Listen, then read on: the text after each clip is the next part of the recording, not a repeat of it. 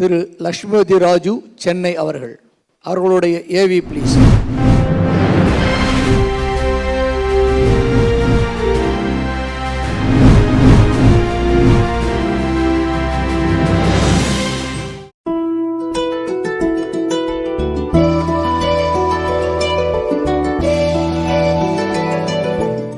எல்லாருக்கும் வணக்கம். நம்முடைய தாரா ஃபவுண்டேஷனுடைய டிவைன் அவார்ட்ஸில் அடியேன் லக்ஷ்மிபதி ராஜா. நான் காக்னிசன்ட்டில் அசோசியேட் டைரக்டராக ஒர்க் பண்ணிகிட்ருக்கேன். 23 வருஷமாக சென்னையில் மேடவாக்கத்தில் இருக்கேன். ஸ்ரீமன் மத்வாச்சாரியார் வாயு பகவானுடைய அவதாரம். அவரே திரேதாயுகத்திலே ராமபிரானுக்கு சேவை செய்வதற்காக ஹனுமானாகவும், துவாபர யுகத்திலே கிருஷ்ண பரமாத்மாவுக்கு சேவை செய்வதற்காக பீமசேனனாகவும், அவரே இந்த கலியுகத்திலே வேதவியாசருடைய மகாபாரதம், புராணங்கள், பிரம்மசூத்திரம் முதலான விஷயங்களுக்கு விளக்க உரை எழுவதற்காக, ஞான காரியத்திற்காக ஸ்ரீமன் மத்வாச்சாரியாராக அவதாரம் செய்திருக்கார். அவருடைய 2 அம்ச கோட்பாடுங்கிறது ரொம்ப முக்கியமாக சொல்லப்பட்டிருக்கு. ஒன்று மகேஷனுடைய சேவை, இன்னொன்று மக்களுக்கான சேவை.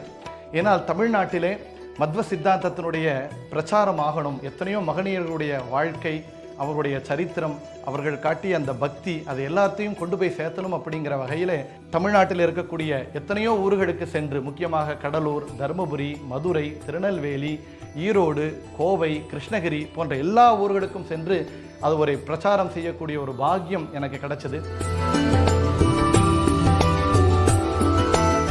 அதே நேரத்தில் எழுத்திலே எனக்கு இருக்கிற ஆர்வத்தின் மூலமாக கட்டுரை வடிவிலே இத்தனை விஷயங்களையும் கூட ஒரு 300க்கும் மேற்பட்ட கட்டுரைகளாக ஆன்மீக மாத இதழ்கள் மற்றும் எத்தனையோ புத்தகங்களில் அறிமுக உரை, இதையெல்லாம் எழுதக்கூடிய ஒரு அமைப்பும் எனக்கு அமைஞ்சது. அது எல்லாமே எனக்கு என்னுடைய இந்த ஒரு ஆன்மீக வாழ்க்கையில் கடந்து வந்த படிகளாக நான் பார்க்குறேன்.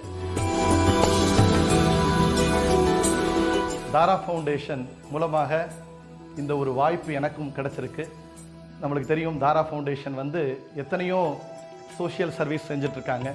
தாரா டிவைன் அவார்ட்ஸ் 2025 அப்படிங்கிறத ஆர்கனைஸ் செய்திருக்காங்க. அந்த ஒரு அவார்டில் 63 துறைகளிலே மாத்வம் அப்படிங்கிற அந்த ஒரு பிரிவிலே அடியனுக்கும் கூட இந்த ஒரு பாக்கியம் கொடுத்துருக்காங்க. இதுக்காக தாரா ஃபவுண்டேஷன் அமைப்பாளர்கள் எல்லோருக்கும் கூட என்னுடைய நன்றி கலந்த வணக்கத்தை தெரிவித்து என்னுடைய உரையை பூர்த்தி செய்கிறேன். நன்றி, வணக்கம். ஸ்ரீ கிருஷ்ணார்ப்பணம்.